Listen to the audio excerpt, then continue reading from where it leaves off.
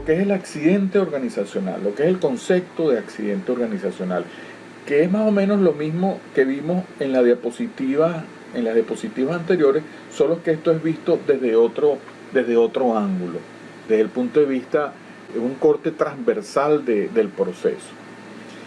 En una organización, los procesos organizacionales de los cuales es responsable la alta directiva de la organización son las actividades sobre las cuales mantiene un grado importante, razonable de control directo.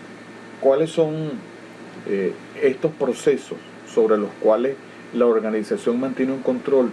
La promulgación de políticas, esto lo hace la organización a su propio estilo, de acuerdo a su propio perfil, de acuerdo a su propia filosofía. La planificación, tanto de la parte económica, de la parte comercial, es una actividad sobre la cual tiene pleno control la directiva de la línea aérea, o sea, todo el tren ejecutivo.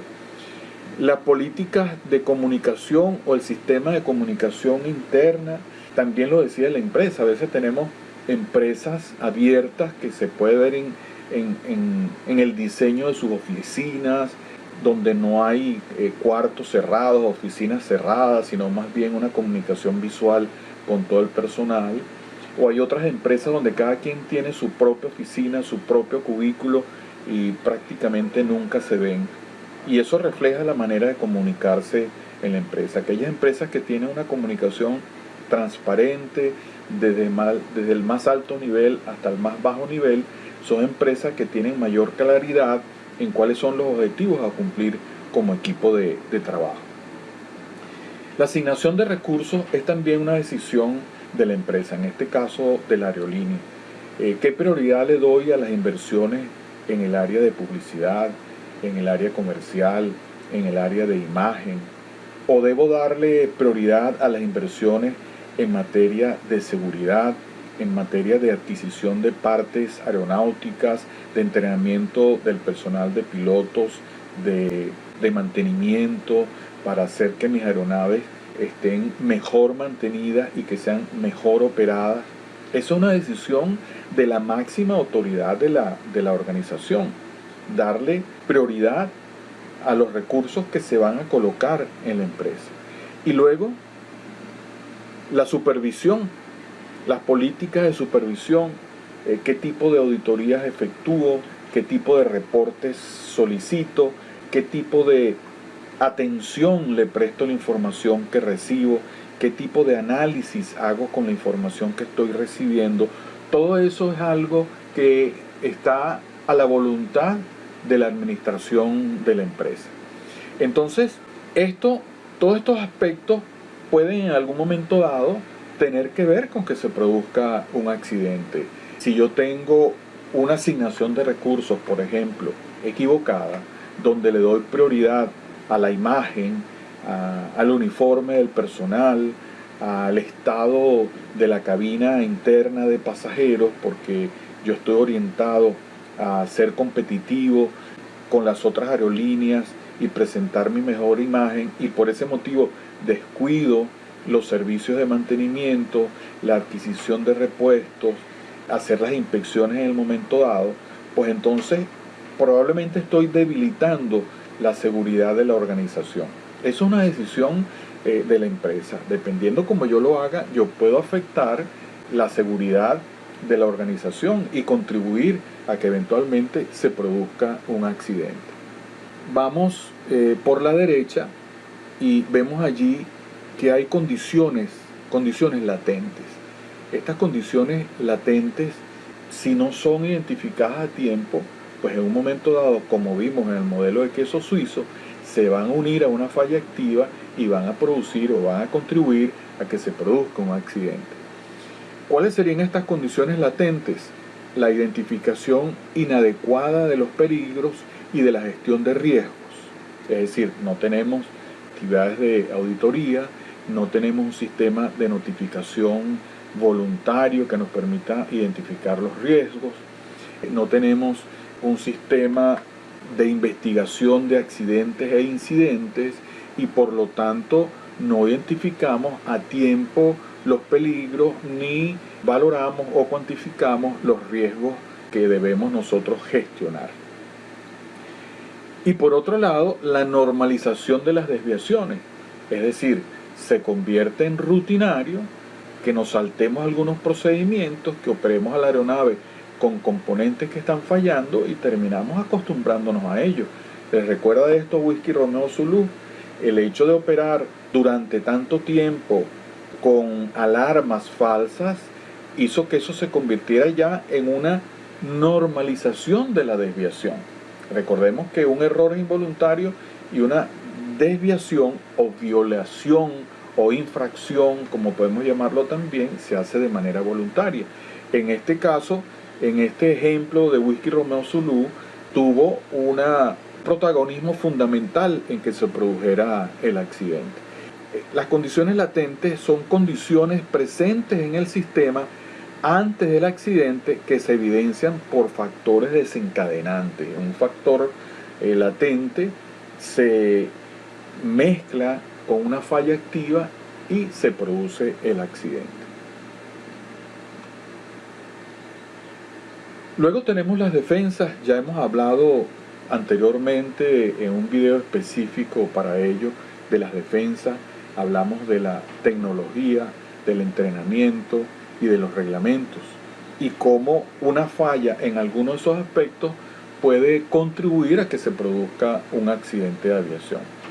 En el caso que hemos venido estudiando de Whisky Romeo Zulu, la falla en las alarmas significa una debilidad en la lámina de queso relacionada con la tecnología.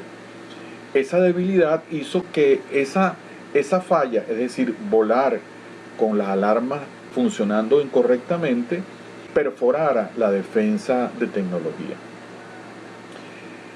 ¿Qué ocurre con la defensa de entrenamiento? Recordemos también que el piloto que estuvo a cargo al mando de la aeronave, Whisky Romeo Zulu, venía de fallar en su entrenamiento. No lo logró completar correctamente para poder ascender a comandante de la nave, y fue ascendido por razones de políticas internas de la empresa, porque era un piloto que, gracias a ese favor que le hacían, pues tenía que pagarle él a su vez a la aerolínea, volando en condiciones que un piloto normal, como era el capitán Piñeiro, no lo iba a aceptar, y por eso retiró la aeronave y entonces le dieron el vuelo a este otro capitán.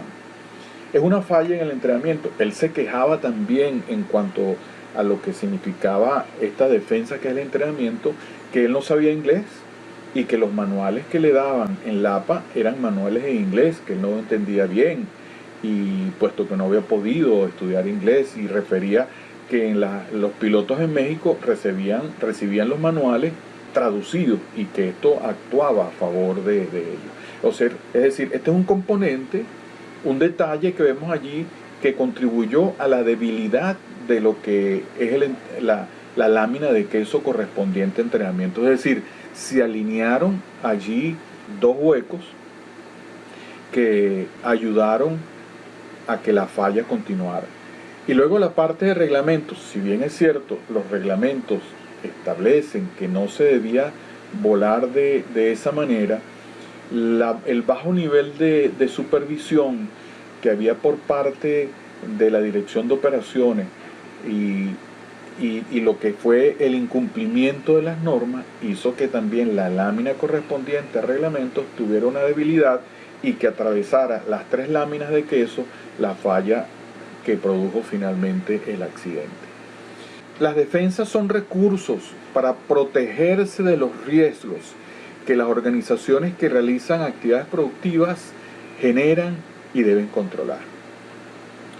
Vámonos ahora por el lado izquierdo de la pantalla, de este corte transversal de lo que es el accidente organizacional, que también se llama ahora accidente institucional en las nuevas ediciones del documento 9859 relacionado con SMS y que publica la OASI. Vemos allí condiciones del lugar de trabajo. Estas condiciones del lugar de trabajo pueden contribuir a que se produzca el accidente también. Y son las condiciones del lugar de trabajo son principalmente también responsabilidad de la organización. Veamos, la estabilidad de la fuerza laboral. Una fuerza laboral que sienta que no es estable, por ejemplo, la aerolínea LAPA tenía obviamente graves problemas de caja, había que meterle el hombro para que pudiera progresar. Los empleados pues no se sentían allí seguros, porque en cualquier momento los podían retirar. Caso Piñero, que fue retirado por otras razones. Es decir, esa inestabilidad en el trabajo baja la motivación de los trabajadores, baja la disciplina de los trabajadores y contribuye a que se produzcan errores. Luego tenemos las calificaciones y experiencia. Estos son fundamentales para contribuir a la seguridad, porque mientras mayor experiencia tenemos, mayores probabilidades tenemos de salir adelante, de salir exitosos en una situación de peligro.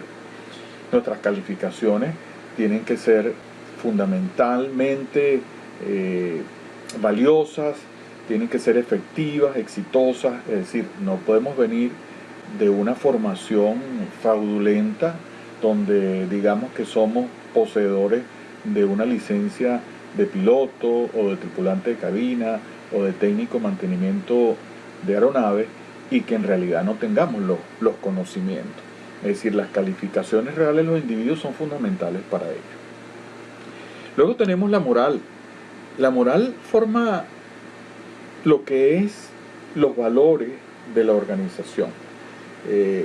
Una organización donde sus gerentes, sus directivos sean inmorales, pues esto se esparce hacia abajo, aguas abajo, hacia todo el personal de la organización. ¿Qué ocurría en Whisky Romeo Zulu? Los mismos directivos, de una manera voluntaria, violaban las normas e inducían a que los demás lo hicieran. Entonces no había moral allí para reclamarle a nadie. Luego la credibilidad. La credibilidad es un tema de confianza. Si yo le prometo algo a alguien y luego no lo cumplo, pierdo credibilidad. Si la gente se da cuenta de que para mí mentir es una conducta natural, pues yo pierdo credibilidad. Al perder credibilidad se pierde también la moral. Whisky Romeo Zulu prometía que se iban a resolver fallas y sin embargo eso no ocurrió. Luego los factores ergonómicos tienen que ver cómo los equipos que no estén en las condiciones óptimas influyen en la disminución de la seguridad. En este caso, los aviones que volaban con reporte no tenían la cantidad de equipos necesarios para efectuar los vuelos, contribuían a esa atmósfera de inseguridad que demostró posteriormente que era cierta, puesto que se produjo el accidente. Estos son factores entonces que influencian directamente la eficiencia de la gente en los lugares de trabajo de la aviación. Depende definitivamente de la organización. Y luego, por último, tenemos las fallas activas, de las cuales ya hemos conversado en el video anterior, lo que son los errores y las violaciones. Los errores es un tema aparte de entender cómo se producen, y las violaciones, que no necesariamente son hechas de mala fe. Algunas veces las violaciones son hechas pensando que de esa forma las cosas se hacen mejor. Por ejemplo, un técnico en mantenimiento de aeronaves que se formó en una antigua aerolínea, digamos como Avenza, en la escuela Bulton, y que allá aprendió a hacer las cosas de una manera, y ya no existe Avenza o Servivenza, es contratado por una empresa de las nuevas que existen en Venezuela, y probablemente ese técnico podrá decir, no, yo hago las cosas como yo las aprendí en Avenza, porque esa empresa, allí sí se sabía hacer las cosas bien, por lo tanto yo lo hago como lo hacía allá y no como me dicen que lo debo hacer aquí. Entonces me salto la lista de verificación la lista de tareas y cometo un error. Eso es una desviación. ¿Qué son entonces las fallas activas? Acciones o inacciones de la gente, ya sean pilotos, controladores, mecánicos o personal de aeródromo, que tienen un efecto adverso inmediato. Recordemos que las fallas activas se unen a las fallas latentes y es cuando se produce el accidente. Esto es a grandes rasgos el accidente organizacional o institucional. ¿Cómo hacemos nosotros para remediar esta situación? Veamos. Los procesos organizacionales debemos monitorearlos. Es decir, ¿estamos cumpliendo con todos esos procesos correctamente como los vimos anteriormente? Debemos nosotros identificar las condiciones latentes, es decir, nuestro sistema de gestión de la seguridad operacional debe estar funcionando correctamente en todos sus elementos para lograr identificar los peligros y gestionar los riesgos. Debemos reforzar las defensas, debemos reforzar y mantener en su correcto estado todos nuestros equipos, toda la tecnología que usamos. Debemos mantener al día actualizado todo nuestro personal. Las actividades de instrucción deben cumplirse de una manera rigurosa, de una manera eficiente, alcanzando los objetivos instruccionales que fueron previstos. Y por último, las regulaciones, en este caso no solamente las regulaciones aeronáuticas, sino nuestros propios manuales de operación, nuestro manual general de mantenimiento, nuestro manual de CMS, nuestro manual de mercancías peligrosas, nuestro manual de instrucción. Todos esos manuales deben mantenerse actualizados y deben cumplirse al pie de la letra cada uno de los procedimientos y contenidos que están allí. Por el otro lado, debemos mejorar las condiciones del lugar de trabajo, es decir, nuestros equipos deben mantenerse en óptimas condiciones. Debemos mantener canales de comunicación apropiados con todos nuestros empleados. Debemos transmitirles confianza, debemos transmitirles alta moral y debemos alcanzar los valores que tenemos previstos como organización. Y por último, debemos contener las fallas activas, hacer todos los procedimientos que sean necesarios para evitar los errores. Para ello utilizamos algunas estrategias que vamos a ver más adelante y indudablemente también fortalecemos lo que es la disciplina de nuestro personal para que no se produzcan violaciones. Muy bien, hasta aquí nuestra clase de hoy.